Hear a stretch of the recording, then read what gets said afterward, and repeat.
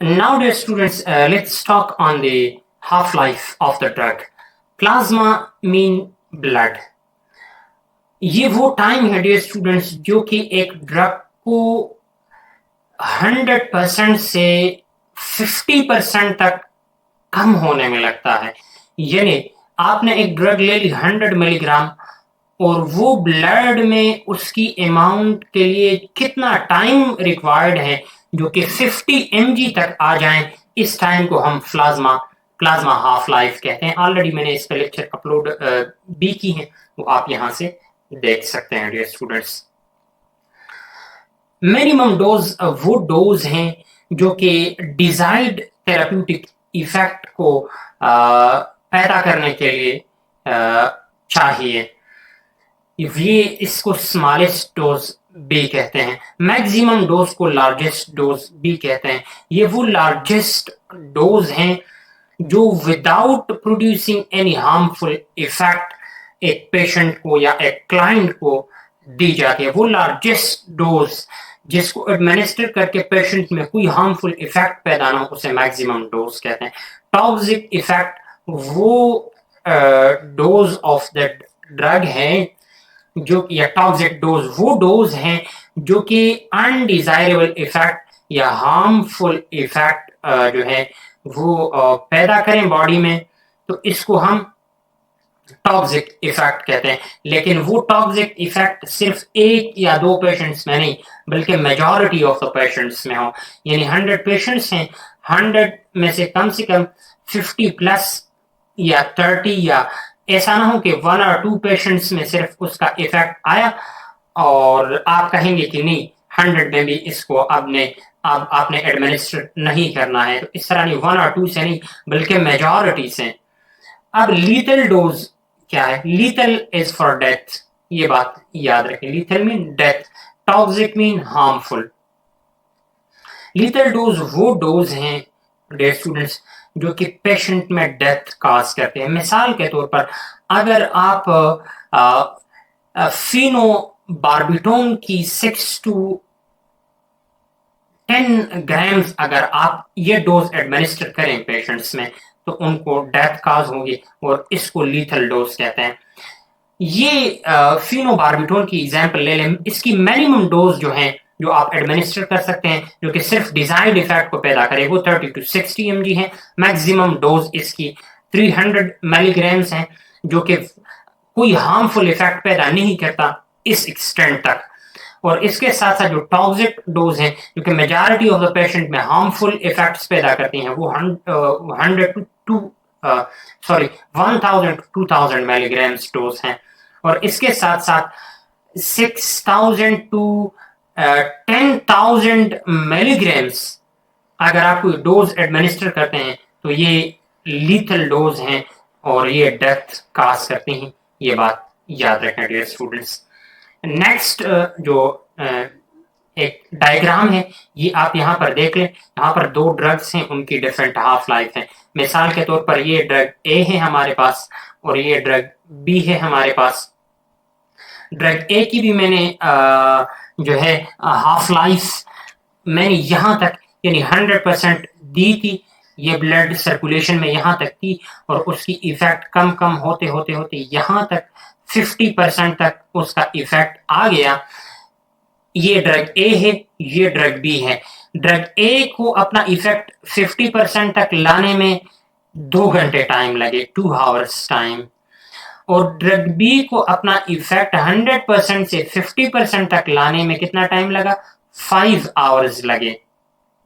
तो अब आप देखें कि हाफ लाइफ किसकी कम है और किसकी ज्यादा है। तो half life of drug B is higher than the half life of drug A. इसकी जो कंप्लीट लाइफ होगी डियर स्टूडेंट्स वो याद रखें वो 4 आवर्स अब होगी और इसका जो कंप्लीट लाइफ है वो 10 आवर्स होगी। अब इफिकेसी अगर हम बात करें तो इफिकेसी भी इस ड्रग की पोटेंशियल जो है इस ड्रग की ज्यादा है dear students. Now half life की सिग्निफिकेंस क्या है, क्या इंपॉर्टेंस है, क्यों हम हाफ लाइफ को स्टडी करते हैं। हाफ लाइफ से हमें पता चलता है कि एक पेशेंट में एक डोज कब तक मेंटेन रहेगी। मिसाल के तौर पर आपने सुबह एक पेशेंट को 10 mg एक मेडिकेशन एडमिनिस्टर किया, आपको ये पता कैसे चलेगा कि कब तक इस 10 mg का जो इफेक्ट है किस टाइम तक रहेगा। अगर आप तक ये इफेक्ट पता नहीं चलता किस टाइम तक ये इफेक्ट रहेगा, तो वो डोज खत्म हो जाएगा और फिर से जिस डिजीज के लिए, जिस इन्फेक्शन के लिए, जिन माइक्रोब्स के खिलाफ आपने वो डोज दिए, उनकी फिर से ग्रोथ शुरू हो जाएगी। तो आपको मालूम होना चाहिए कि जो ड्रग आप दे रहे हैं उनकी इफेक्ट किस टाइम तक रहेगी, और उस इफेक्ट के बाद आपने फिर उसको रिपीट डोज देनी है, और रिपीट डोज के बाद फिर से उस ड्रग की इफेक्ट बॉडी में मेंटेन रहेगी। इसके बाद डियर स्टूडेंट्स, अगर कोई डिस्ट्रीब्यूशन में खराबी है, ये भी आप अंदाजा लगा सकते हैं। इसके साथ साथ अगर मेटाबॉलिज्म में कोई खराबी है, इसका भी आपको अंदाजा लग सकती है। इसके साथ साथ क्लियरेंस ऑफ द ड्रग का अंदाजा भी आप जो है हाफ लाइफ से लगा सकते हैं, और इससे आप किसी डिजीज का असेसमेंट भी कर सकते हैं। मिसाल के तौर पर एक ड्रग है, उसका हाफ लाइफ नॉर्मली ज्यादा है, लेकिन अभी उसका हाफ लाइफ कम हुआ, तो इसका मतलब ये है कि आइदर उसकी डिस्ट्रीब्यूशन में कोई मसला हुआ, यानी उसकी मेटाबॉलिज्म या ज्यादा हो गई है, इसके साथ साथ उसकी जो क्लियरेंस है उसमें कोई मसला है। अगर डिस्ट्रीब्यूशन में कोई मसला है तो इसका मतलब है कि स्मॉल इंटेस्टाइन में कोई डिफेक्ट हो, इशू था। मेटाबॉलिज्म में अगर कोई डिफेक्ट या कमी आ गई है, तो इसका मतलब ये हुआ कि लीवर में कोई मसला हुआ है ड्रग के साथ।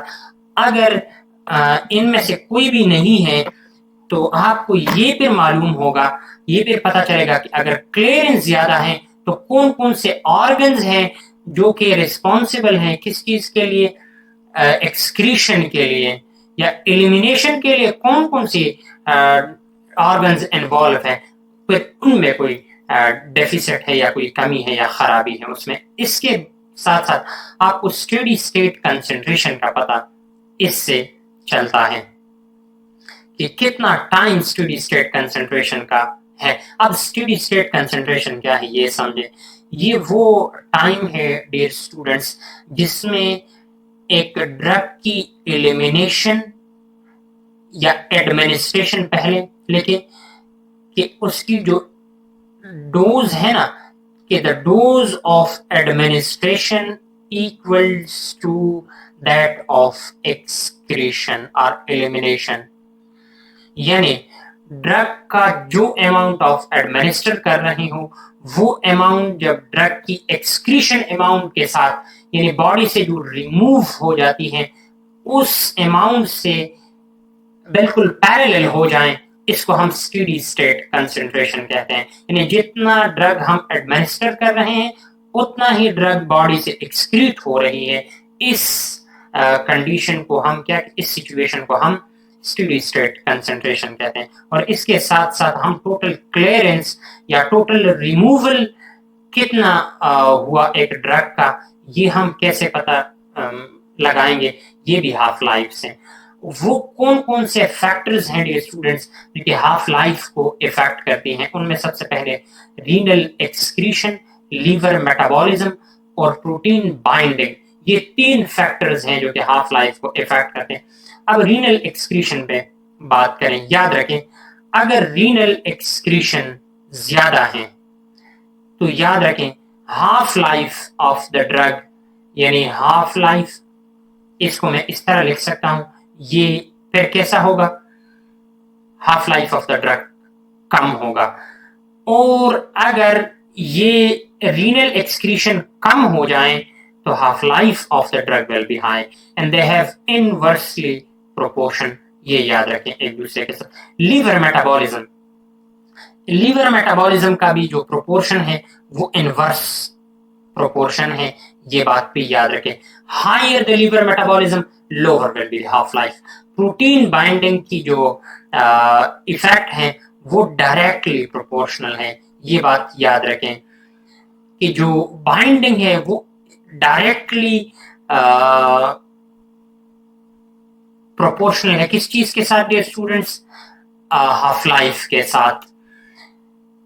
तो इसका मतलब ये हुआ कि ड्रग, अब ये भी समझे डियर स्टूडेंट्स, आप लोगों को यहाँ ये बात मैं क्लियर कर दूं कि अब ये प्रोटीन बाइंडिंग का क्या मतलब है। ड्रग जो हमारी बॉडी में है ना, वो दो कंडीशंस में हमारे पास होगी। एक फ्रीली मूव करेगी ब्लड में, और एक ब्लड में हमारे पास एल्बुमिन नामी ये इस प्रोटीन के साथ बाइंड करके इनके साथ बॉन्ड बनाएगा। जितना ये बॉन्ड बनाएगा, अब ये फ्रीली जो है ना, ये इफेक्ट प्रोड्यूस करेगा। ये बात याद रखें, इफेक्ट प्रोड्यूस करने के बाद इसको इनएक्टिवेट किया जाएगा, और इसको जब लीवर इनएक्टिवेट करें तो इसको बॉडी से रिमूव किया जाएगा। और जितना रिमूवल ज्यादा होगा, एक्सक्रीशन जितना ज्यादा होगा, उतना ही तो हाफ लाइफ कम होगा ना। तो यहां पर जो फ्रीली मूवेबल हैं, अगर फ्रीली मूवेबल मॉलिक्यूल ज्यादा हैं तो ड्रग का जो हाफ लाइफ है वो कम होगा। अगर अल्बुमिन लेवल, अल्बुमिन प्रोटीन्स के साथ जो बाइंड है ड्रग की वो ज्यादा है, तो याद रखें डियर स्टूडेंट्स कि हमारे पास फिर ड्रग की जो हाफ लाइफ है वो इंक्रीज होगी। ये बात आप लोगों को याद रहना चाहिए। इसका जो फिलॉसफी था वो यही था। नाउ डियर स्टूडेंट्स, फार्माकोडायनेमिक्स पे बात करते हैं। अब फार्माकोडायनेमिक्स क्या है? Pharmacodynamics is the study of the action of the drug. इसके साथ साथ mechanism of action of the drug, पहले मैंने ऑलरेडी इस पे बात की है कि ड्रग की इफेक्ट बॉडी पर क्या है और कैसे इफेक्ट पैदा करती हैं। और यूनिट नंबर 1, लेक्चर नंबर 1 में मैंने ऑलरेडी फार्माकोडायनेमिक्स पर डिटेल से इस पे बात की भी थी, अभी भी बात करेंगे। उसकी भी लिंक अगर आपने नहीं देखी यहाँ पर आपको मिल जाएगी। Drug produces their effect by interacting with the physiological system of the organ. By such interaction, drug can only modify the rate of function of the various system. Drug may increase or decrease secretions. याद रखें dear students कि drug जो है वो body की physiological system के साथ, physiological system का मतलब क्या है कि जो बॉडी में कोई फंक्शन परफॉर्म कर रहे हैं। मिसाल के तौर पर किडनी एक फंक्शन परफॉर्म कर रही है, स्टमक एक फंक्शन परफॉर्म कर रही है, इसके साथ साथ लंग्स हमारे बॉडी में है, लंग्स एक फंक्शन परफॉर्म कर रही है, हार्ट एक फंक्शन जो है वो परफॉर्म कर रहे हैं। इस तरह डिफरेंट वाइटल ऑर्गन्स जो हमारी बॉडी के हैं वो डिफरेंट फंक्शंस को अंजाम देते हैं। इसको फिजियोलॉजिकल सिस्टम भी कहते हैं, जो कि बॉडी में कोई स्पेसिफिक फंक्शन को सर अंजाम देते हैं। या इसमें हमारे पास नर्वस सिस्टम भी है, ब्रेन्स, तो इनके साथ इनकी इंटरेक्शन आके इनसे सिक्रीशन करेंगे या इनकी फंक्शन को इंक्रीज या डिक्रीज करेंगे। फार्माकोडायनेमिक्स में हम यही स्टडी करने वाले हैं। अब एक्शन ऑफ ड्रग, ड्रग कैसे एक्शन करते हैं? या तो स्टिमुलेशन के जरिए ड्रग एक्शन करेगा। स्टिमुलेशन का मतलब क्या है?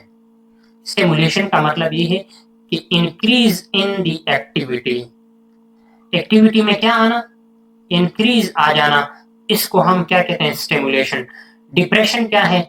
Decrease in the activity, activity को कम करना, इसको हम क्या कहते हैं? डिप्रेशन। मिसाल के तौर पर मैं आपको एक मिसाल दे दूं, यहां पर हमारे पास एक ड्रग है एड्रेनलिन, और ये एड्रेनलिन अगर हम दे दें तो ये हार्ट की जो फंक्शन है हार्ट की, उसको क्या करते हैं? उनको इंक्रीज करते हैं। उसके लिए हार्ट के लिए स्टिमुलेंट है, और ये हार्ट के लिए हार्ट की एक्टिविटी को क्या करते हैं? डिक्रीज करते हैं। तो ये डिप्रेशन। इसके साथ साथ ड्रग इरिटेशन में काम करती है। इरिटेंट एरियाज पर, जहां पर कट्स लगे हों, जहां पर ब्रेक्स हों, जहां पर स्कार्स लगे हों, जख्म जहां पर हो ना, तो वहां पर ड्रग जो है अपना काम करे। तीसरा, रिप्लेसमेंट। ड्रग का काम ये भी है, इस तरह भी एक्शन परफॉर्म कर सकते हैं कि वो की बॉडी की किसी नेचुरल सिक्रीशन को रिप्लेस करें बाय आर्टिफिशियल। ये भी ड्रग इसी तरह भी जो है वो काम कर सकते हैं। मिसाल के तौर पर बॉडी में हमारे पास पैंक्रियाज हैं वो इंसुलिन को सिक्रीट करते हैं, लेकिन अगर इंसुलिन की सिक्रीशन कम हो जाए तो फिर हम आर्टिफिशियल इंसुलिन जो है इंजेक्शंस पर उसकी लगाते हैं या टैबलेट्स यूज करते हैं।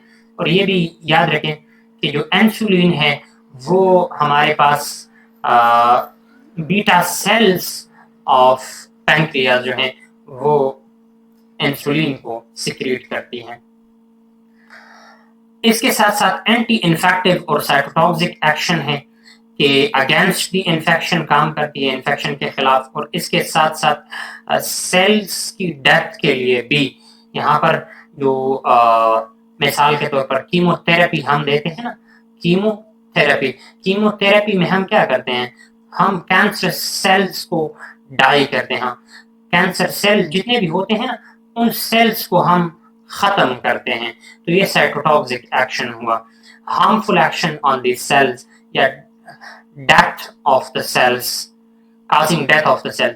इसके साथ साथ मॉडिफिकेशन ऑफ इम्यून सिस्टम के लिए भी इस्तेमाल किया जाता है। मिसाल के तौर पर हम वैक्सीन देते हैं ना, वैक्सीन क्या काम करती हैं, वो इम्यूनिटी बूस्टर्स हैं, वो हमारी इम्यूनिटी को बढ़ा देती हैं।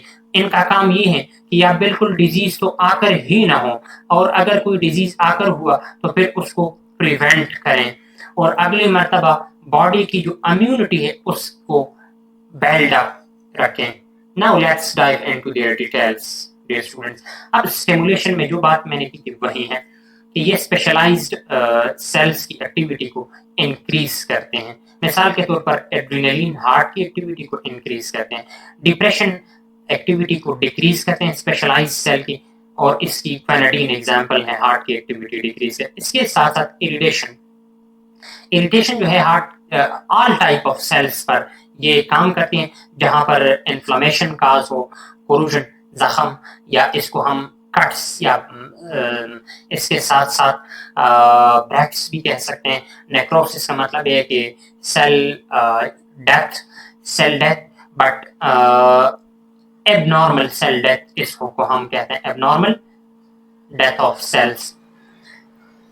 और इन सारे में ये ड्रग्स जो इरिटेशन पर काम करते हैं इनमें इस्तेमाल होते हैं। रिप्लेसमेंट में वही बात कि कोई नेचुरल सब्सटेंस की डेफिशिएंसी जब बॉडी में आ जाए, मिसाल के तौर पर हार्मोन है, मेटाबोलाइट्स है और न्यूट्रिएंट्स हैं, उसके लिए फिर हम ये देते हैं। मिसाल के तौर पर हम इंसुलिन देते हैं ना डायबिटीज के लिए, आयरन हम एनीमिया के लिए देते हैं, विटामिन सी हम स्कर्वी की डेफिशिएंसी के लिए देते हैं, फॉलिक एसिड हम देते हैं। और फॉलिक एसिड की जो फेमस एग्जाम्पल आपको बाजार में विटामिन सी की यहाँ पर देखिए, CAC1000 जो हमारे पास मार्केट में मिलती हैं, CAC1000 प्लस, ये क्या है, ये विटामिन सी है। अब फॉलिक एसिड में आप देख लें पीफॉलवेट जो ड्रग आती हैं, सॉरी कैप्सूल्स आते हैं, ये क्या काम करते हैं, इसमें फॉलिक एसिड को इंक्रीज करती हैं। ऑलरेडी जिस न्यूट्रिएंट्स की डेफिशिएंसी है बॉडी में, इसके लिए हम एंटी इन्फेक्टिव या साइटोटॉक्सिक में मैंने पहले भी बात की कि ये सेल्स को डिस्ट्रॉय करने के लिए इस्तेमाल होती है जो कि इन्फेक्टिव होती है। मिसाल के तौर पर पेनिसिलिन एक ड्रग है, और इसके साथ साथ साइटोटॉक्सिक इफेक्ट जो है ऑन कैंसर सेल्स ये शो करती हैं। इसके बाद now day students immune system की मॉडिफिकेशन के लिए वैक्सीन हम देते हैं या सीरम हम देते हैं, और वो इम्यून सिस्टम को क्या करते हैं, इम्प्रूव। और ये वैक्सीन्स इम्यून सिस्टम को इम्प्रूव करेंगी, लेकिन याद रखें इम्यूनोसप्रेसेंट जो ड्रग्स होते हैं, जैसे मिसाल के तौर पर glucocorticoid is an immunosuppressant, is an important MCQ, तो इसको दिमाग में बिठा लें। ये क्या काम करते हैं, ये इम्यूनिटी सिस्टम को सप्रेस करती हैं, उनकी एक्टिविटी को डिक्रीज करती हैं। अब mechanism of action of drugs पर बात करते हैं डियर स्टूडेंट्स। या तो ये रिसेप्टर्स के थ्रू काम करेंगे, या एंजाइम्स और पंप्स पर ये इनकी एक्टिविटी होगी, या किसी आयन चैनल पर अपना इफेक्ट शो करेगा, या फिजिकल एक्शन या केमिकल इंटरेक्शन के थ्रू, या मेटाबॉलिज्म को अल्टर करके ये हमारे पास अपना जो एक्शन पोटेंशियल है वो शो करेंगे। मिसाल के तौर पर थ्रू रिसेप्टर्स किस तरह काम करते हैं। हमारे पास बॉडी में रिसेप्टर्स हैं, हर जगह में रिसेप्टर्स होते हैं और ये रिसेप्टर्स बिल्कुल CNIC कार्ड की तरह होती हैं। बॉडी में जहां जहां पर ड्रग के लिए रिसेप्टर मिलेगा वो वहां पर जाके अपना एक्शन शो करेगा और हर ड्रग के लिए अपना ऑन रिसेप्टर होता है। ये बात याद रखें, ऐसा नहीं कि सारे ड्रग्स के लिए एक ही रिसेप्टर होते हैं। हर ड्रग के लिए बॉडी में अलग अलग रिसेप्टर होगा और वही स्पेसिफिक रिसेप्टर पर जाके वो ड्रग अपना एक्शन पोटेंशियल शो करेगा।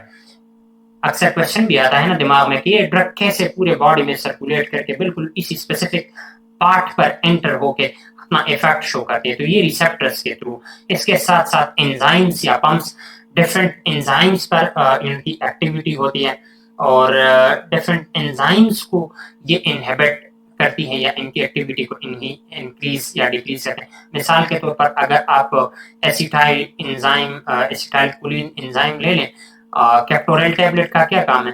कैप्टोरेल 25 mg अगर आप दे दें तो ये कैप्टोरेल टैबलेट क्या काम करते हैं, ये एसिटाइल कोलिन एंजाइम को ब्लॉक कर देते हैं और एसिटाइल कोलिन एंजाइम जो है वो एंजियोटेंसिनोजेन एक सब्सटेंस है, ये लीवर में प्रोड्यूस होती है और ये इसको जाके ये एसिटाइल कोलिन एंजियोटेंसिन 1 में कन्वर्ट करते हैं और एंजियोटेंसिन 2 में। अब ये कैप्टोरेल इसको ब्लॉक करेगा और ये एंजियोटेंसिन आगे जाकर क्या करेगा, ब्लड प्रेशर को ये जब ब्लड प्रेशर कम होता है ना, ये मैकेनिज्म इंशाल्लाह इस पे बात करेंगे, ब्लड प्रेशर कैसे कम होता है बॉडी में और कैसे ज्यादा होता है और इसका मैकेनिज्म क्या है, फिर दोबारा इसे कैसे बहाल होती है। ये एसिटाइल कोलिन जो है ये यहाँ पर जब ब्लॉक हो जाए तो अब ब्लड प्रेशर यहाँ पर इंक्रीज होना था, लेकिन अगर ब्लड प्रेशर बॉडी में ऑलरेडी इंक्रीज है तो कैप्टोरेल क्या काम करता है, आगे यहाँ पर एसिटाइल कोलिन एंजाइम को ब्लॉक कर देते हैं और एंजियोटेंसिन 1 एंजियोटेंसिन 2 ब्लॉक हो जाता है और ब्लड प्रेशर ऑटोमेटिकली दोबारा कम हो जाते हैं। डिफरेंट आयन चैनल्स पर, मिसाल के तौर पर calcium, sodium and potassium channel और डिफरेंट चैनल्स होते हैं बॉडी में।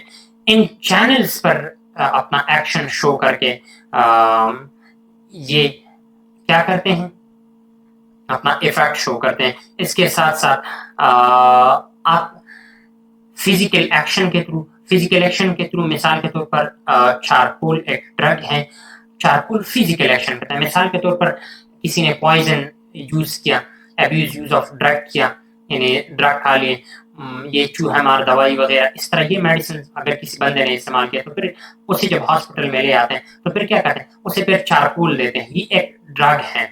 ये चारकोल स्टमक के जो वॉल्स है ना, ये आपका स्टमक हो गया और ये स्टमक वॉल, ये बिल्कुल जो स्टमक वॉल्स है ना, इसके साथ बिल्कुल ये एक लेयर बनाती है और इसको बिल्कुल स्टमक लेयर, ये जो लाइनिंग्स है ना यहाँ पर, इसको बिल्कुल ब्लॉक कर देती हैं। जब इसको ब्लॉक कर देती हैं और इसमें ये क्वालिटी है कि ये ड्रग को फिर अपने आप से ये चारकोल एरिया से ये लाइनिंग्स की तरफ जो पॉइजन है उसको आने नहीं देती है, क्योंकि पॉइजन जब यहाँ पर आएगा तो स्टमक लाइन को खराब करेगा, उसको जख्मी करेगा, इरेक्ट करेगा, इसमें लीजन्स आएंगे, इसमें अल्सर आएगा। तो ये अब फिजिकल रिएक्शन हुआ कि फिजिकली उसने आके एक स्ट्रक्चर को बचाया। अब chemical interaction, different chemical interaction जो है ड्रग्स में होती है। एक ड्रग दूसरे ड्रग की इफेक्ट को जो है वो क्या करते हैं, कैंसिल करते हैं। इसके साथ साथ डिफरेंट केमिकल्स पर वो जाके रिएक्शन करते हैं, वो केमिकल को आइदर इंक्रीज करते हैं या डिक्रीज करते हैं। मिसाल के तौर पर स्टमक में जब एसिडिटी इंक्रीज हो जाए तो हम क्या करते हैं, एंटासिड्स लेते हैं। वो एंटासिड का काम क्या है, एंटासिड HCl को कम करती है। HCl का काम करना मतलब न्यूट्रलाइजेशन काज करती है, तो स्टमक की जो एनवायरनमेंट है उसको न्यूट्रल बना देती है। अब एंटासिड का जो रिएक्शन है या एक्शन है या मैकेनिज्म ऑफ एक्शन है वो क्या है, वो केमिकल है, क्योंकि वो केमिकल सब्सटेंस HCl को वो डिक्रीज करती है। अब अल्टरिंग मेटाबॉलिक प्रोसेस अल्ट्रेशन या माइक्रोब्स या माइक्रो ऑर्गेनिज्म के लिए होगी, ये भी याद रखें। और इसके साथ साथ या दूसरा ड्रग ऐसा होगा जो कि ह्यूमन जो या ऑर्गेनिज्म जो है होस्ट, कोई भी होस्ट, इस होस्ट की मेटाबॉलिज्म को इफेक्ट करेगा या अल्टर करेगा। मिसाल के तौर पर हमारे पास ये सल्फोनामाइड एक ड्रग है।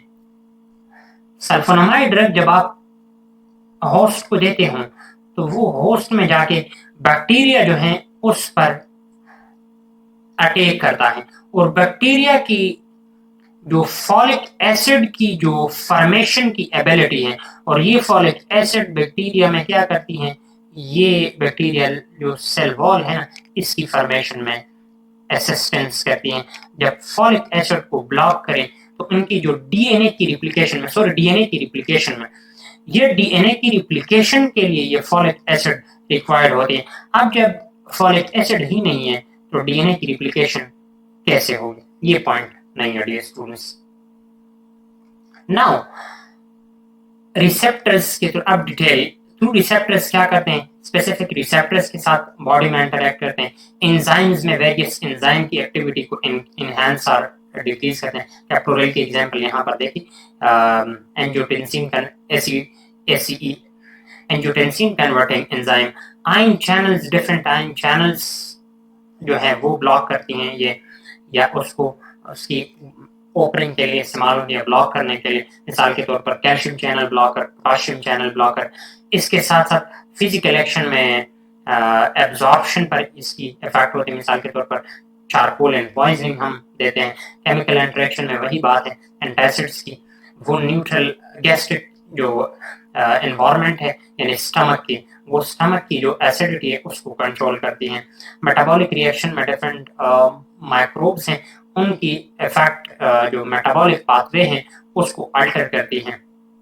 मिसाल के तौर पर सल्फोनामाइड की एग्जांपल, ये बैक्टीरियल फॉलिक एसिड सिंथेसिस को जो है वो ब्लॉक कर देती हैं, जिससे डीएनए की रिप्लिकेशन उनमें नहीं होती। जब डीएनए की रिप्लिकेशन नहीं होगी तो उनमें आगे जो न्यू जनरेशन है उनकी पैदा करने की स्ट्रेंथ नहीं रह जाती। नाउ डियर स्टूडेंट्स, अब रिसेप्टर पर बात करते हैं कि रिसेप्टर क्या चीज है। Receptor is a site on the cell, cell पर एक साइट है जहां पर एगोनिस्ट बाइंड कर जाते हैं और वो चेंज लाते हैं। और ये रिसेप्टर्स जो हैं ये बाय नेचर क्या होते हैं, प्रोटीन्स होते हैं। या तो ये साइटोप्लाज्म में मौजूद होगी और या न्यूक्लियस, सेल की न्यूक्लियस में मौजूद होगी। और इसके फंक्शंस की अगर बात करें, कंपाउंड्स की जो आइडेंटिफिकेशन है, आइडेंटिफिकेशन के लिए रिसेप्टर रिस्पॉन्सिबल हैं। When a compound binds to receptor, it has to convey the message to bring a response. जब कोई भी कंपाउंड रिसेप्टर के साथ बाइंड करे तो रिसेप्टर की जिम्मेदारी ये है कि वो इस मैसेज को सेल तक कन्वे करें कि वो रिस्पॉन्स को शो करें। अब हमारे पास डिफरेंट टर्मिनोलॉजीज हैं, इस पर यूनिट नंबर 1 में मैंने बात भी की थी, लिंक से आप वो भी देख सकते हैं यहां से। और अब एगोनिस्ट क्या है, एगोनिस्ट की डेफिनेशन ओरली सबके डेफिनेशन सुन ले, प्रॉपर डेफिनेशन में आपको बताऊं कि एगोनिस्ट इज अ सब्सटेंस और drug that binds to a receptor and increase the activity of an organ, while antagonist is a drug or substance that binds to a receptor and decrease the activity of an organ, while partial agonist is a drug or a substance that binds to a receptor and increase the activity by 50% or up to half level, यानी 50% तक अगर कोई drug या partial या half effect को increase करे जिसकी intrinsic activity जो है वो कम होती है, इसको हम क्या कहते हैं, ये पार्शल रिस्पॉन्स को प्रोड्यूस करती है। पार्शल का मतलब क्या है कि 50% हाफ